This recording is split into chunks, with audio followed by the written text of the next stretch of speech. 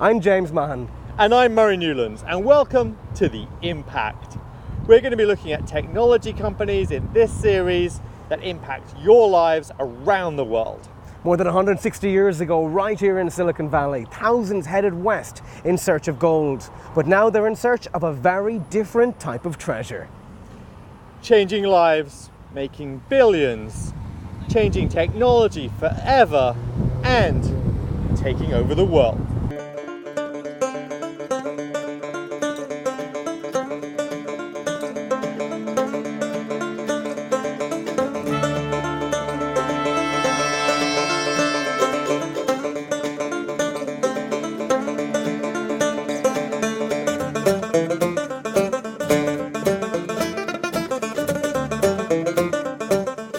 The dream for Irish and world innovators is simple. If you can make it here, you can make it anywhere.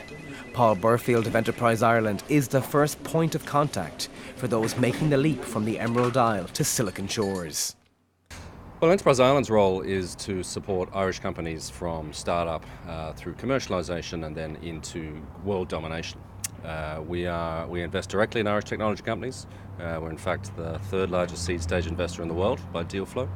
We're making about 150 investments a year, all at seed stage, smallest check sizes, 200,000 to 300,000, and we're funding the Irish startup ecosystem.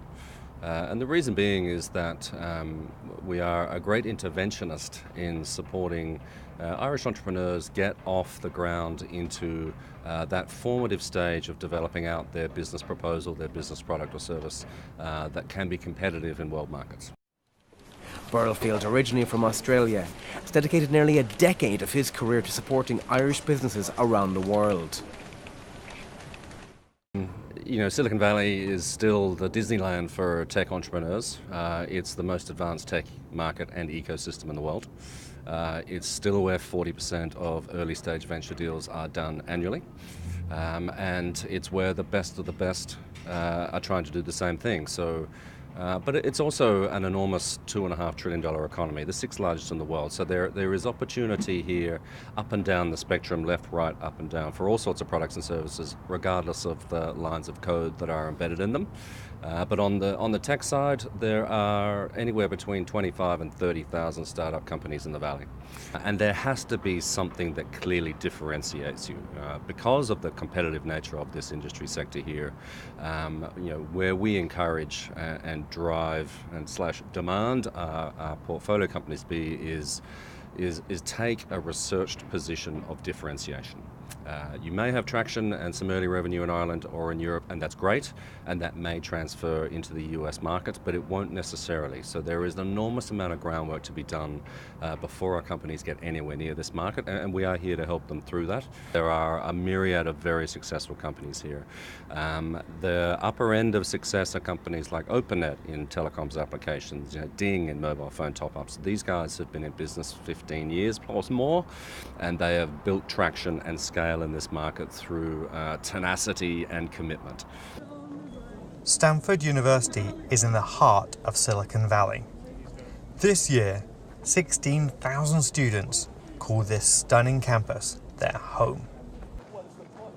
I'm here in Stanford, known as the Billionaire Factory, where Hewlett and Packard went to university, kickstarting a lot of the revolution that we know that's changed lives around the world. Alumni from this university have created over $3 trillion worth of wealth. What's it like to be a student here? It's great. I've been here for a few years, and there are a lot of world-class scientists studying here, and so it's great for collaborations and a lot of new innovations, and it's a great experience. So I'm interested in the biology of aging, and actually, essentially keeping people healthy for as long as possible. And so after this, I want to just pursue that in whatever way I can. I'm a postdoctoral fellow doing synthetic biology. So how will that affect everyday people's lives? Probably not right now, but we're building tools to address different types of diseases and trying to figure out, specifically for my research, I'm trying to figure out how to make T cells attack cancer better. Why did you choose Stanford? Oh, that's a good question. I chose Stanford because of my passion for so I'm super into like the entrepreneurial scene and like just starting things and just making things happen in general. And I'm also like, I have a passion for like helping people and like particularly low income and first gen people. So I feel like Stanford is a great place to foster both of those passions.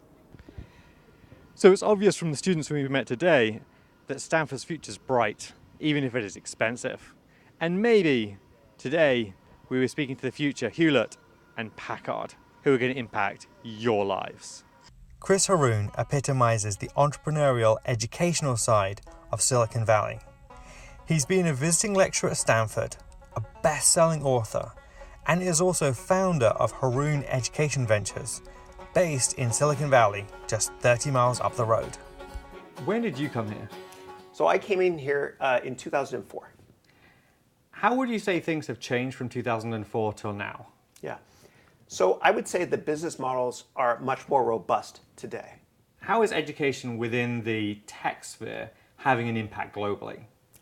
Well, now that Amazon Web Services is truly ubiquitous, there are many incredible platform companies that are creating amazing business models so that every single student in the world can get access to education today. Right. So a child in the middle of Africa today has faster and more access to information than Bill Clinton did in the 1990s. Which is incredible. It's astonishing, it really is. And one of my heroes is Malala. Of course, she's the incredible woman who's from Pakistan that got shot by the Taliban for trying to go to school. And so she won a Nobel Prize, and I encourage everybody to watch it on YouTube. She had this incredible speech. You won't have a dry after watching it. And she is now the voice of a generation. She fought hard to get access to education for herself. And what I believe is going to happen in our lifetime is you'll have thousands and hopefully millions of Malalas rising up in the Middle East and in other regions of the world, demanding equal rights. And education is part of that journey. Yes, they will use education, absolutely. So you can now get the same quality education online for a very, very cheap price as you can going to Harvard Business School. While Murray was learning the ropes from Chris in San Fran, I took a trip to an incubator to better understand what they are and how they impact the tech world. Most of the companies are not necessarily just looking for kind of startup advice. The key to a great startup acceleration company like ours, like BootUp, we focus on traction. So traction is everything from traction with customers, traction with partners, the ability to hire new talent and getting traction there. And last but not least, having traction with venture capital to infuse more money in order to get greater market share. Incubators like BootUp allow startups to succeed in every single way possible. It's much more than an internet connection, including spaces like this where they can practice demonstrating and pitching their own companies to global investors. BootUp is also just a short walk from the centre of Palo Alto, where you can do your shopping, grab a coffee and walk into a store without any physical staff. All right, well, you have just walked into the world's first remotely staffed and operated store. Everyone here, like myself, Ricky, and Austin, who are behind you and to your right, are all working from somewhere else around the world. I happen to be in West Virginia. Austin's in Danville. I kind of forget where Ricky is. If you can remind me, Ricky. I'm in San Diego. So Beam is a smart telepresence device that essentially saves you time and money and allows you to be in two places at once. That's really cool. Primarily it's used in like business cases right now, so you're replacing travel costs, no more paying for airplanes and hotels, but there's potential to be used in education, healthcare, senior care, a lot of different And guys, the store has no staff. That's correct. Everyone here works from somewhere else, so it's essentially just run by us, and we have the ability to open and close the doors. We can interact with all the monitors, all the TVs, and the music. We have complete remote control of it, which allows us to essentially never need anyone here to spend time or even open and close the doors and stuff like that. That's incredible. Well, it's really, really cool to meet you. Thank you so much for showing us your world. Do you want to all just reverse back for me? This is so incredible. With James doing some shopping, I decided to check in with some local investors and innovators trying to break through into this competitive world. My invention is a world-first smart wall clock. How does it work? It's work very well. Actually, it's connect to your phone and can so display right here on a clock face. And so, for example, it can show you scheduling. You can see one appointment, another, and the third one, and you can see what exactly do you have. When you get home, it can show you how many steps you've taken. You can see up to 4 lines, so you today, yesterday, so you can see your progress, or you compete with your friend, or you can put your number of the calories or number of the steps. You can so instantly achieve your goals. It can show you so any kind of notifications, so relax, or feed the cat. It can tell you weather outside, that it's sunny, or sometimes it goes another way. James rejoined me from Beam to carry on shopping at the store everyone wants their products to be stocked in. Beta is a cool store full of connected devices to make your life easier and connect you to the world around you. Is it true that you are the only store like this in the world? It is, absolutely. This is the one place that you can come and experience a variety of different products, and you can experience them hands-on, put your hands on them, see how they work, touch, feel, and interact with them before you make that purchase. A lot of these products are only available online, or they might be in a box at a different retailer, and here you can actually experience them and see how they work. And what product here have you that will have an impact and change our lives? Well, gosh, all of them. We have 4 different product categories, and so there's home, sense, move, and play. So, all of them are going to make an impact because they're literally connecting your life in a way that makes it easier for you to exist in the world. I caught up with one of the men giving minorities a voice here in Startup Sphere. Yeah, so again, Matt 24, been in the Bay Area for 5 years. I work in tech full time, but I have a really interesting lifestyle and event company called Toasted Life. It's a company that we've been working on for about 3 years, since 2013, and I've had a lot of awesome press around the Forbes magazine, The Source, some other great publications. Good time. Hip Hop TXL, the exclusive list. Good time. I know there's gonna be good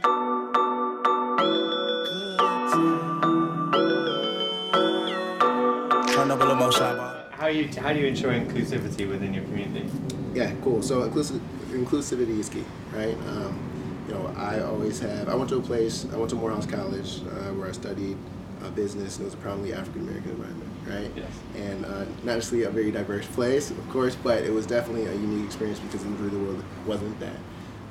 And I built a really strong sense of community in that environment. And when I came here, I realized that it was much different, right? And I wanted to find a way to kind of maintain some of that community and bring it to the Bay Area.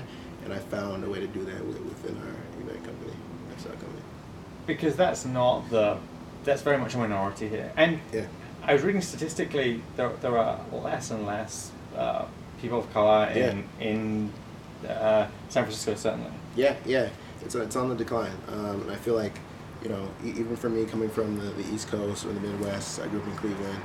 My business partner living in New Jersey, we came to the Bay Area and we felt like,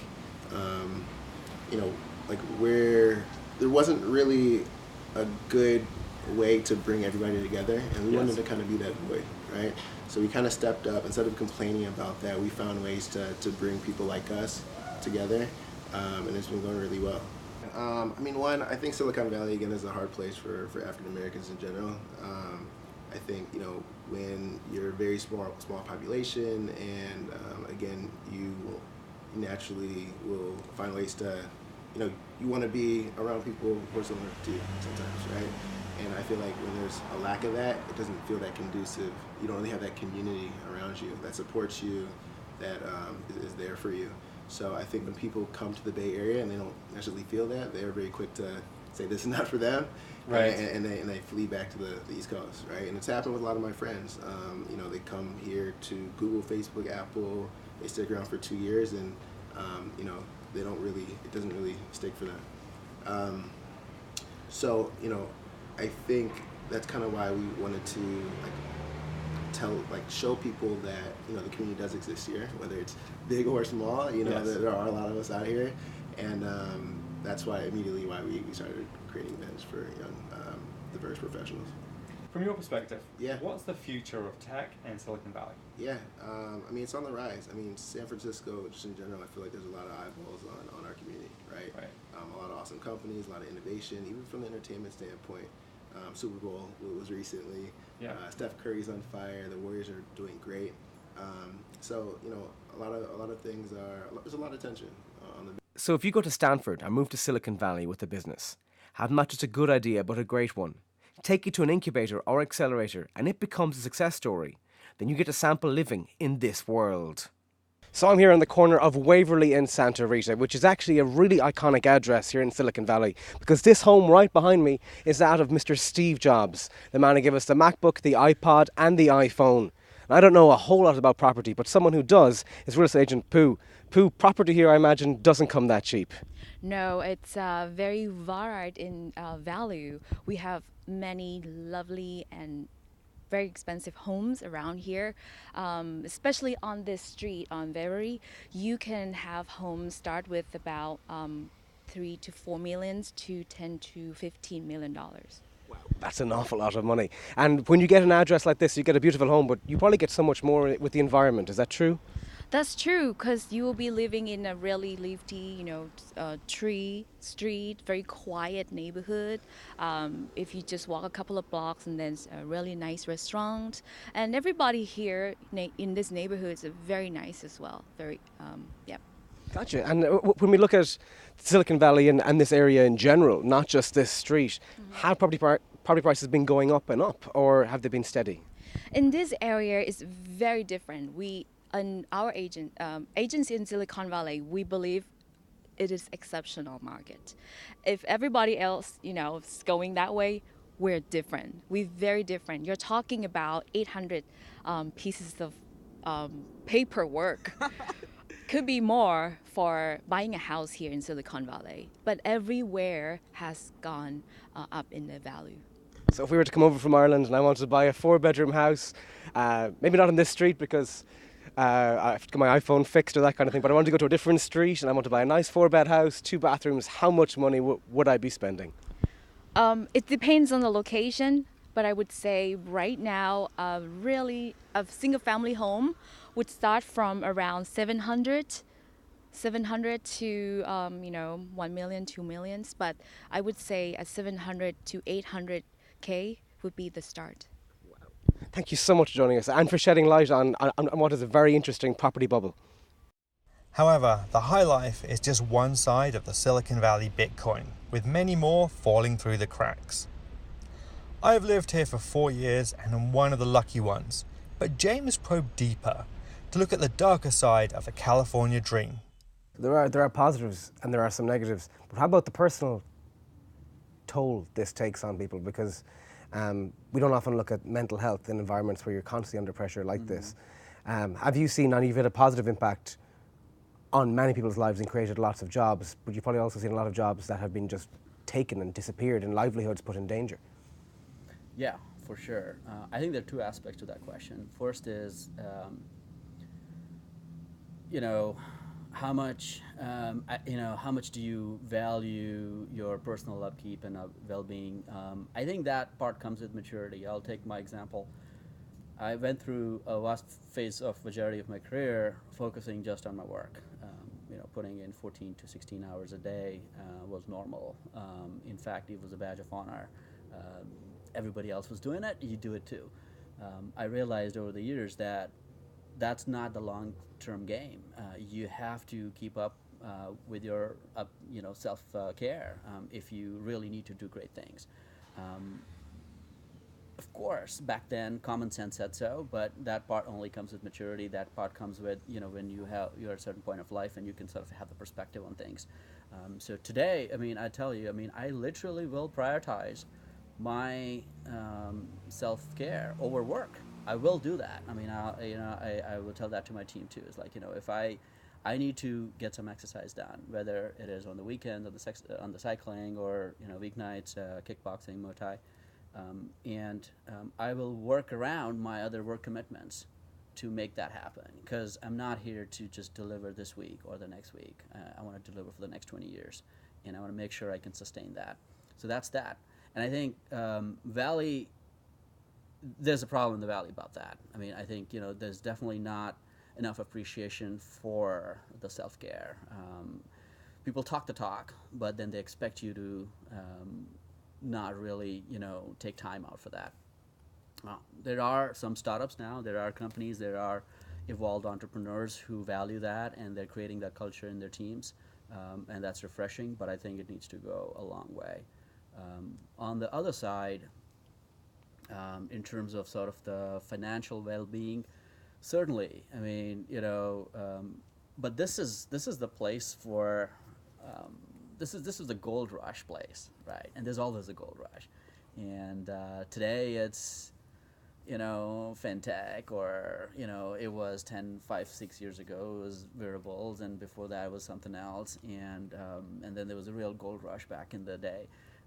So I think, there are casualties, for that immense inertia, sort of immense focus around disturbing that inertia and building something cool together. And I think that's just part of the game. It is what it is. But great things are built, great futures are built, great careers are built out of that focus as well. Do you think you can make an impact? Can you create the next Facebook, Google, or LinkedIn? 5,000 miles from the island of saints and scholars, Enterprise Island is here helping. And you now have to meet those who are already here or who are breaking through. Tune in for episode 2 where we head to Los Angeles. And follow #TheImpact to join the conversation and find out more.